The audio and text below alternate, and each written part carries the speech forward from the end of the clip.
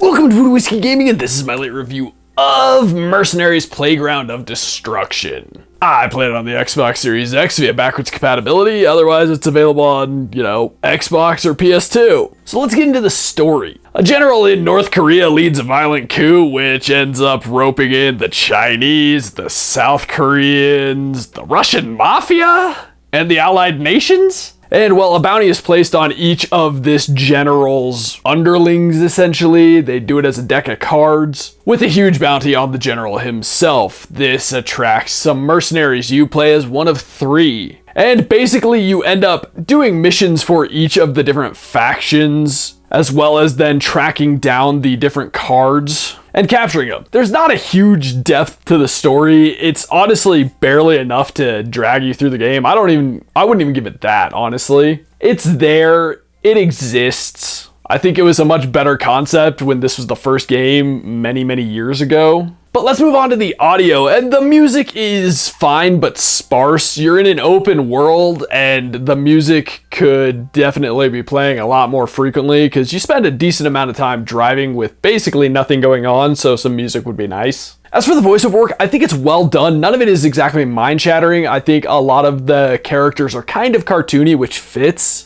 And then you have the sound effects, which they have aged poorly, unsurprisingly. I mean, this hasn't been updated in any way, shape, or form. But they get the message across for the explosions, the vehicles, the guns, just all of that. Let's get into the gameplay mechanics and whatnot, and this is a third-person shooter. One of the unique kind of gimmicks at the time was the ability to call in airstrikes, artillery strikes, etc., and devastate some buildings. I will say that is much more limited than I remember it being, though. There were a lot of times where I found absolutely no use for doing it, and then when you did do it, it wasn't as impressive as I remembered. That being said, you drive to each faction, you accept a mission, and you go complete the mission. One of the wrinkles is some of those missions, like the factions are fucking over each other, essentially. The Chinese will do something that'll fuck over the Russian Mafia, and the Russian Mafia will screw over the South Koreans, and the South Koreans will screw over the Chinese, etc. And you kind of have to balance. You don't really balance. In all honesty, there's no way of balancing your relationships with each of these different factions.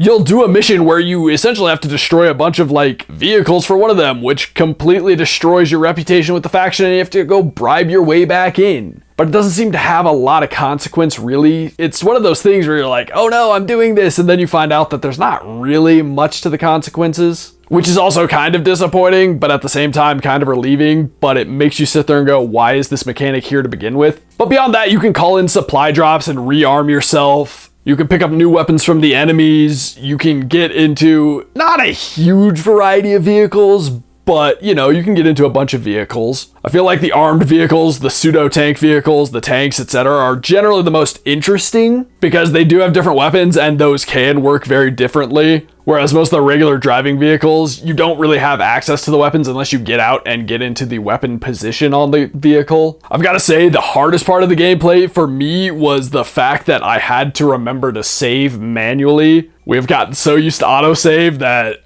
I forgot to save, I quit out the game, and I lost about an hour of gameplay. I did have one glitch in the gameplay where I was driving around this reporter dude, and at one point he got out to film something, and then he wouldn't get back into my car. He would just come and film my car, which fucked me on that mission. It wasn't a huge deal because none of the missions really take too long to get through. But let's move on to the controls, and I gotta say, overall, I was actually impressed with the controls. The layout is a bit weird, and it's not what we're used to at this point because I feel like a lot of control schemes have started to standardize. But once I got used to the control scheme running around on foot, I felt like it actually controlled very well. I thought the aiming was much better than I expected. There is a bit of an auto aim, which helps. But overall, I found aiming to work quite well, moving, the responsiveness to be good. What was really interesting was the vehicles. Your cars, your trucks, etc., anything that's not a tank or tank-like vehicle drives unique from tanks. You got a gas button and you steer, and that's basically it. Whereas with the tanks, you are using the left stick to move and the right stick to aim. And it doesn't work flawlessly, but it works more than well enough. And then you've got the helicopters, which I've got to say, I've played modern games with worse controls for helicopters. Let's get into the graphics and visuals, then. Oh, it's aged. It has aged. Not well. Let's be real, this is from the original Xbox. The textures are, well, shit. The characters look like, well, shit. The buildings, the explosions, all of that looks pretty bad. It looks very bad. If you're a graphics loving individual and you won't play an old game, well, then the graphics are not going to hold up here and be able to bring you back. Maybe it's just because it is so old, it does have not quite a cartoony, but not an ultra realistic look. And the characters aren't necessarily over the top, but they're a little exaggerated, which I think works. But like I said, the explosion effects, everything really is just, it's aged. It's aged pretty poorly. But I will say, I didn't really have any graphical glitches that I ran into, which is surprising. And the game actually ran surprisingly smooth.